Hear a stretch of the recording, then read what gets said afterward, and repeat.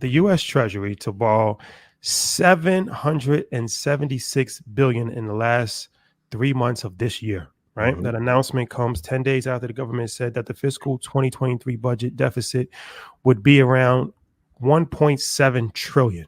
Mhm. So what do we make of this, and what impact will this have on the stock market or overall economy? The doom and gloom report is brought to you by Market Mondays. Um, uh, it's not good. No one wants our debt. Our word is worth nothing.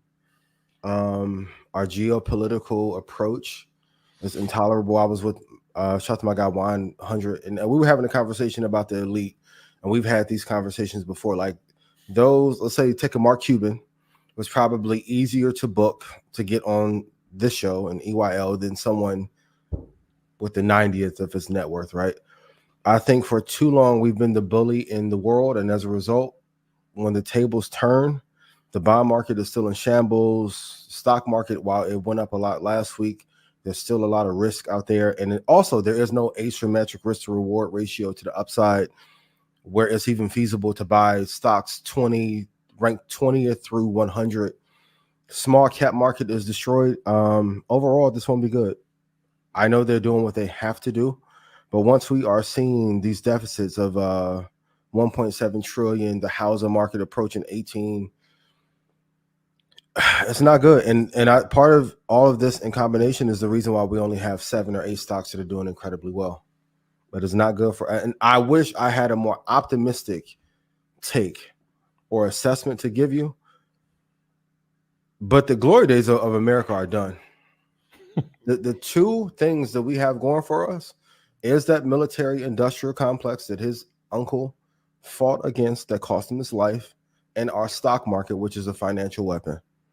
And both of those are getting weaker by the decade. I keep saying it. If you go back to 1988, which president would you let run your portfolio or any major company in the United States of America?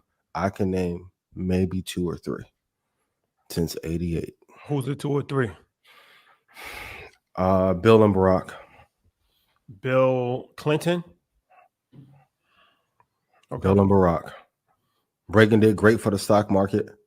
But we've had bad leaders, and going off the gold standard, huge mistake. We'll never be able to get that cat back in the bag. That cat is a saber-toothed tiger with 20,000 cousins that you can't defeat. I just want to go back just for a clear understanding, because the 776 billion is a lot. But sometimes when narratives are shaped, right, there's headlines that are saying, hey, it came in lower than the expectation, which might be a good thing for the market. The other part of it is that for the next quarter, the first quarter of 2024, the number is going to be 816 billion. Yeah. So the fourth quarter of this year, which would have been the largest ask for any fourth quarter in the history of America, and then we're going to lead into next year with going over 800 billion. And so the bond market is in shambles. This is true. Yes. I'm just going to give context to people to give them a better understanding. So I wrote this down. So when the Treasury issues fewer bonds than the climate is anticipating, that helps. But when more bonds are offered, then prices go down on bonds and yields go up. And we just talked about that relationship between yield and bonds. And so in terms of the stock market, good because the yields are going to come down, or on the latter, great because all right, we put more than be issued, yields stay up. I'm looking at it like this. TOT went from 173 to $86. That's the level it was at in 2002 and 2007.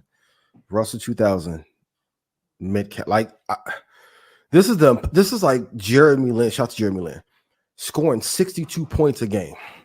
If I sat in this room in 2020 and told you, hey, Rashad, mid-cap's going to go to hell, there's going to be 7 companies out of 500 that are doing well. Hey, Troy, international stocks are going to be down, and the bond market is going to fall to the lowest low since 2002. You'll say, what are you smoking with that director in that terrible chair?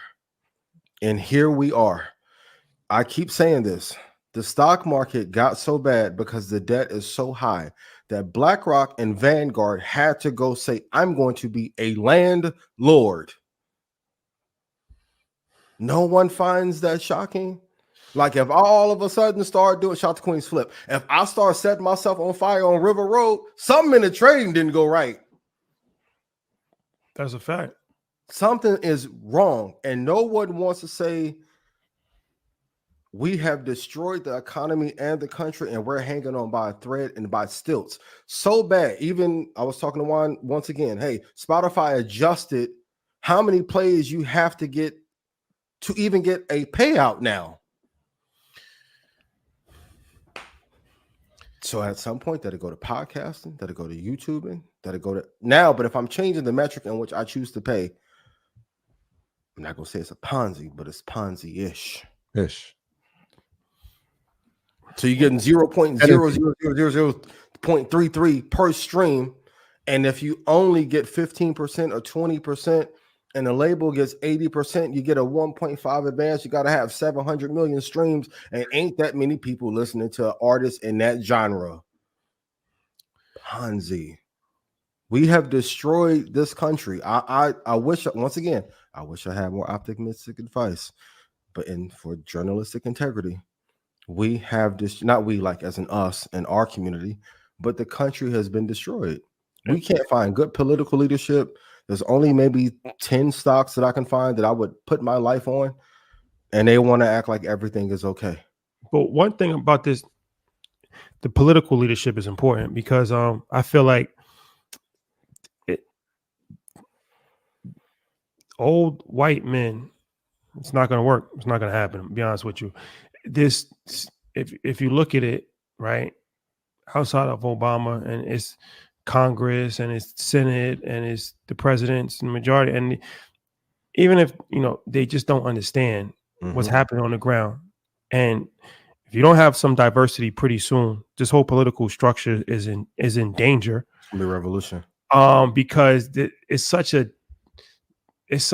divide and a misunderstanding, and you can't even educate somebody. You can't educate an 80-year-old white man on what's going on. They just don't understand it, and never will. So the Democrats are going to have a tremendous problem come next year, and I think that part of that is because there's a cultural divide, and the messaging is not understanding. Like I have a pulse of what's going on for at least our culture when it comes to millennials, and it just doesn't seem like the people at the top either know or care and it's like you're just trying to keep bullying and forcing your way of thinking, your ideology onto people that don't believe it.